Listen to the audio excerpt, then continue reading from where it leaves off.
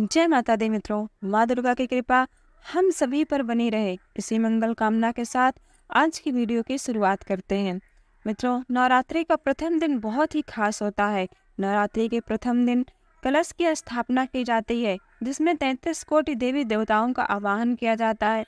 साथ ही नवग्रह, षोडश मातृका और सप्त मातृका, लोकपाल की पूजा की जाती है। इसी दिन भगवती दुर्गा को प्रसन्न करने के लिए अखंड ज्योत जलाई जाती है।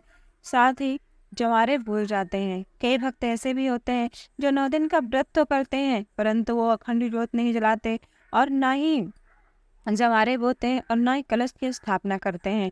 तो वो कैसे माँ दुर्गा की कृपा प्राप्त कर सकते हैं? और जो लोग कलश स्थापना करते हैं और जवारे बोते हैं, दीप जलाते हैं, 9 दिन का व्रत रखते हैं, पर किसी पंडित या विद्वान को बुलाकर घर में पूजा नहीं करा सकते, तो वो कैसे माँ दुर्गा की कृपा को प्राप्त करें? इस वीडियो में इसकी संपूर्ण जानकारी आपको प्राप्त होगी, तो हमारे साथ अंत तक बने रहें, क्योंकि ये वीडियो थोड़ा बड़ा हो सकता है, परंतु ये वीडियो आपके लिए बहुत ही उपयोगी है। साथ ही यदि आपको कोई प्रश्न हो तो आप कमेंट बॉक्स में पूछ सकते हैं।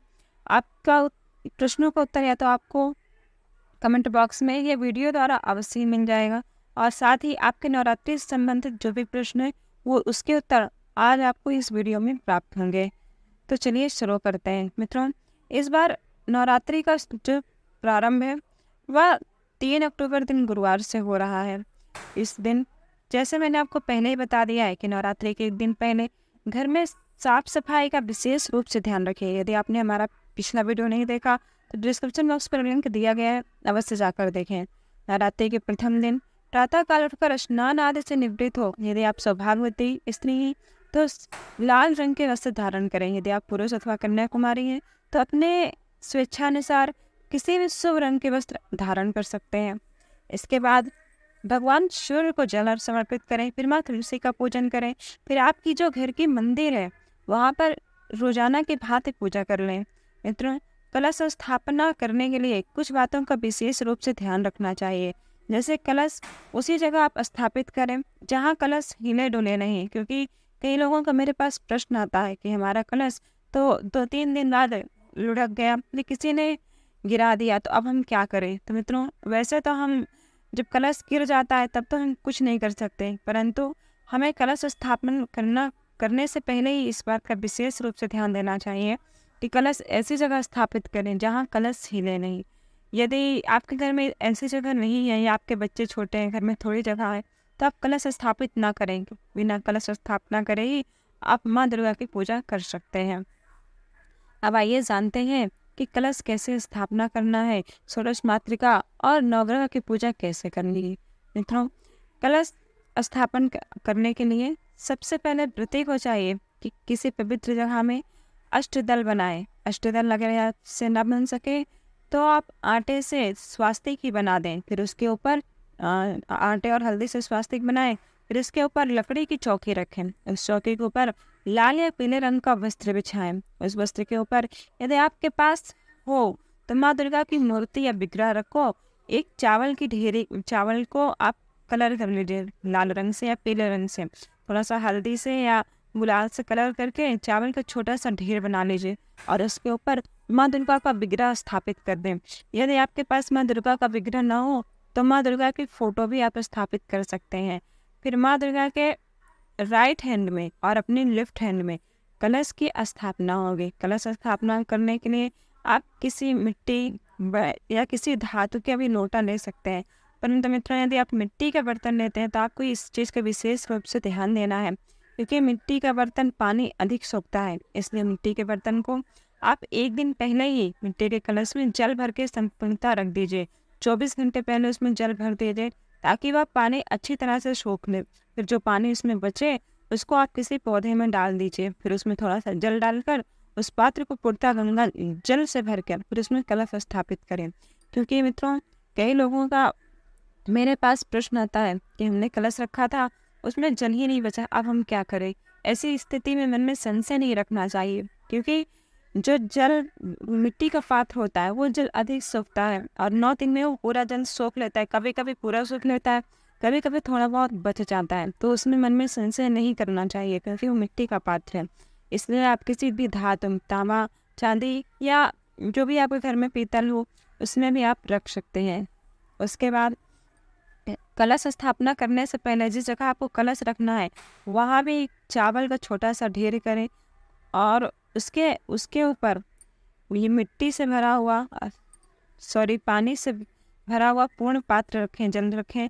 कलश में आपको लौंग, सुपारी एक, हल्दी की एक गांठ, यदि आपके पास हल्दी की गांठ ना हो तो आप हल्दी पाउडर भी डाल सकते हैं। और एक यदि आपसे हो सके तो एक चांदी का सिक्का, ना हो तो जो आपके घर में नगद रुपए हैं वो भी आप डाल सकते हैं। कलश स्थापना करते समय इन चीज़ों को आपको आवश्यक ही डालना है, क्योंकि ये चीज़ बहुत ही आवश्यक होता है डालना। और कुछ चीज़ें ऑप्शनल भी हैं जिन्हें आप चाहिए तो उपलब्ध हो आपके घर में तो डालें, जैसे पंचरत्नी और कमलगट्टा और कौड़ी। यदि आपके पास हो तो आप ये डाल सकते हैं, ना हो तो कोई आवश्यक नहीं है। इसके ऊपर आपको पल्लव रखना है आम का। जो आप आम का पल्लव कलश में रखें उसमें 7, 9 या 11 पल्लव अवश्य होना चाहिए। उस पल्लव के ऊपर आप एक पूर्ण पात्र रखें। पूर्ण पात्र, यदि आप मिट्टी का कलश रखें तो मिट्टी का ही कोई बर्तन होना चाहिए और उसमें जौ या चावल, ऐसे चावल रखिए जो टूटे हुए ना हो, पूरे खड़े हो, वो भर के रखिए। और उसके ऊपर आप नारियल रखें। कई लोग नारियल की जगह दीप भी जला के रखते हैं, परंतु मित्रों कलश के ऊपर नारियल रखना ही अत्यंत शुभ माना गया है। और नारियल में कलावा 3 बार लपेटें। यदि आप चाहें तो चुनरी भी लपेट के रखें, क्योंकि चुनरी लपेटना नवरात्रि में अत्यंत शुभ माना गया है। इसलिए आप नारियल के ऊपर चुनरी लपेट के रखें और चुनरी के ऊपर से आप कलावा भी लपेट सकते हैं। और हमेशा इस चीज़ का ध्यान रखिए कि नारियल का मुंह अपनी ओर होना चाहिए। इस प्रकार आप नारियल जो है कलश की स्थापना करें। कलश के राइट हैंड में जो है अखंड ज्योति जलाएं। अखंड ज्योति जलाने के लिए आपको चाहिए कि सबसे पहले एक चावल का छोटा सा ढेर करें। यदि आप चाहें तो कलर कर लें, या तो ना बिना कलर किए भी चल सकता है। तो कलर कर लें चावल को और वहाँ पे अखंड ज्योति बना लें।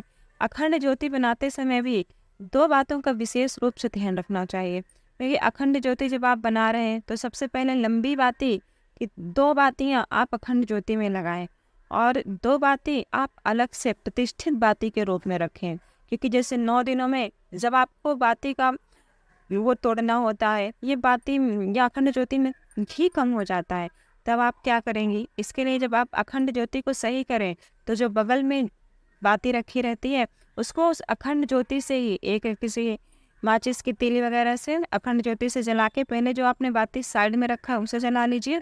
फिर आप अपना दीपक सही करके फिर उसको वापस प्रज्वलित करके जो अलग से बत्ती जलाई है आप उनको बता दीजिए। इस प्रकार 9 दिन का ये क्रम चलेगा। इस प्रकार आपकी ज्योति खंडित नहीं होगी। इस प्रकार आप अखंड ज्योति प्रज्वलित करिए और माँ दुर्गा के आपके राइट हैंड और माँ दुर्गा के लेफ्ट हैंड में भगवान श्री गणेश जी का पूजन करें। वहाँ पे यदि आपके पास हो तो भगवान श्री गणेश जी का विग्रह रखें। यदि आपके पास नहीं है तो गौरी गणेश के लिए एक सुपारी रखिए।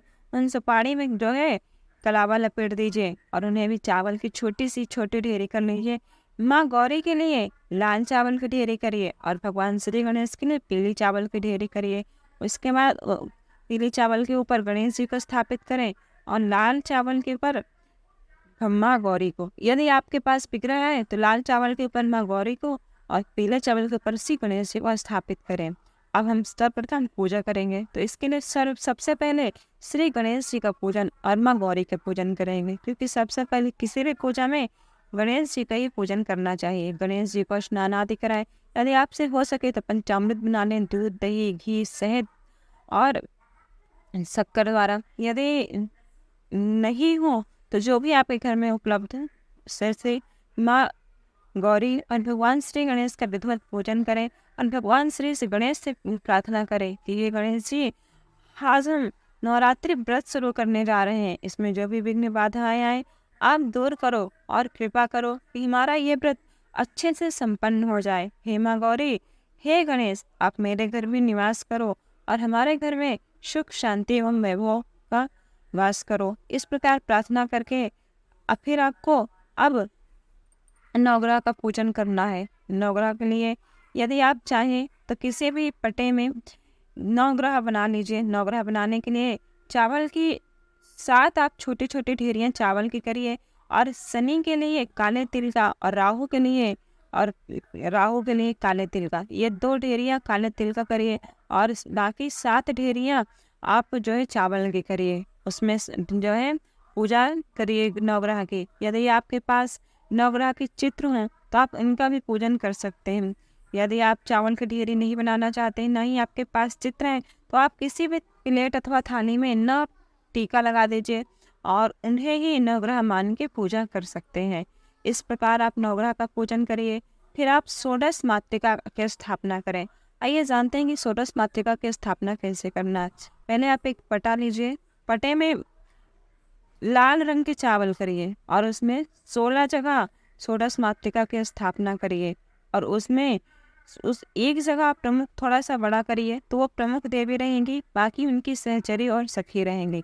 तो एक जगह जो बड़ी देवी हैं उनको आप पहले पूजन करें। फिर उन षोडश मातृका का पूजन करके उन्हें भी आप श्रृंगार का सामान समर्पित करें। यदि आप चाहें तो नवरात्रि के 9 दिन में कभी भी कर सकते हैं, और यदि आपके पास उपलब्ध हो तो प्रथम दिन ही कर दें।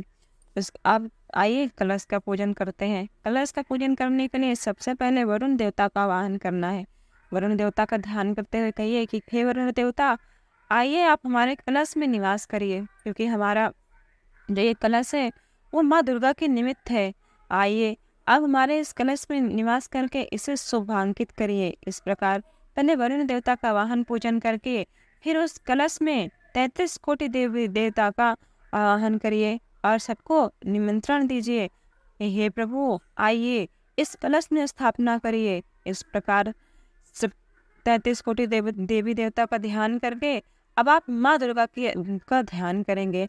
माँ दुर्गा का ध्यान करने के लिए आपको चाहिए कि आप राइट हैंड में थोड़ा सा चावल और अक्षत ले, वो लाल फूल लेकर माँ दुर्गा का ध्यान करते हुए कहें, नमो दिव्यै महादिव्यै शिवाय स्तुतम नमः, नमः प्रकृते भद्राय नीता पड़ता क्षमता। या ये भी कह सकते हैं कि सर्व मंगल मांगल्ये शिवे सर्वार्थ साधिके शरण्ये त्र्यंबके गौरी नारायणी नमस्तुते। इस प्रकार माँ दुर्गा का ध्यान करके आपको पूजन करना है। फिर माँ भगवती का ध्यान करके वो आपके हाथ में जो अक्षत और चावल है उसे माँ दुर्गा की प्रतिमा के पास ये समर्पित कर दीजिए। अब माँ दुर्गा का ध्यान कर लिया, अब माँ दुर्गा को आपको आसन देना है।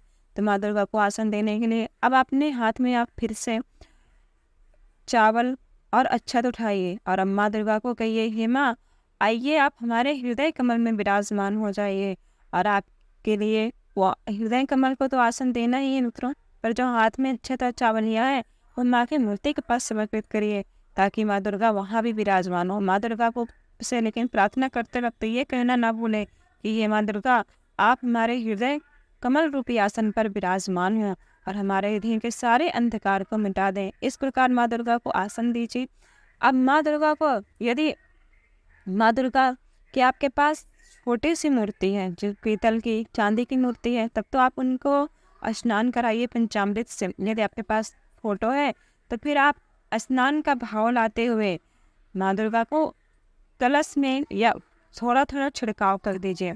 यदि आपके पास माँ गौरी की भी विग्रह है चांदी अथवा पीतल का, तो माँ गौरी का भी पूजन कर सकते हैं।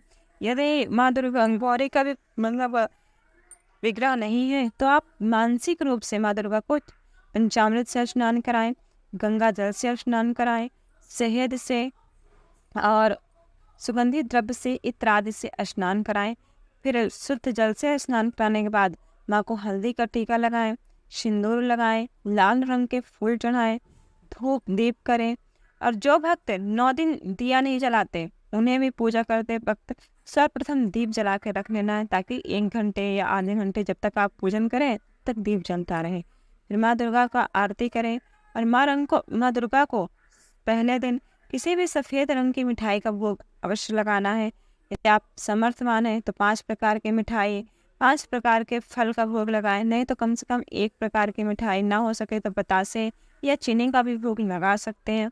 और फल कोई भी ले लीजिए, केला। यदि समर्थवान है तो 5 प्रकार के फल का भोग लगाइए। वो तो अपनी भक्ति के ऊपर है, क्योंकि माँ दुर्गा की पूजा में कभी कंजूसी नहीं करना चाहिए। इस प्रकार माँ दुर्गा की पूजा करें और माँ दुर्गा से प्रार्थना करें कि हे माँ दुर्गा, आज से हम आपका 9 दिन का व्रत करने जा रहे हैं। इसमें जो भी गलती, अपराध, भूल चूक हो सब क्षमा करो। हम आपकी शरण में हैं। हमें आपका पूजन पाठ व्रत नियम कुछ भी नहीं आता। इस प्रकार माँ से प्रार्थना करके अपने गलती अपराध की क्षमा मांगे। फिर अपने आसन के नीचे थोड़ा सा जल गिराएं और उसे अपने मस्तक से लगाएं और आपके इस प्रकार के प्रथम दिन की पूजा पूरी हो जाएगी।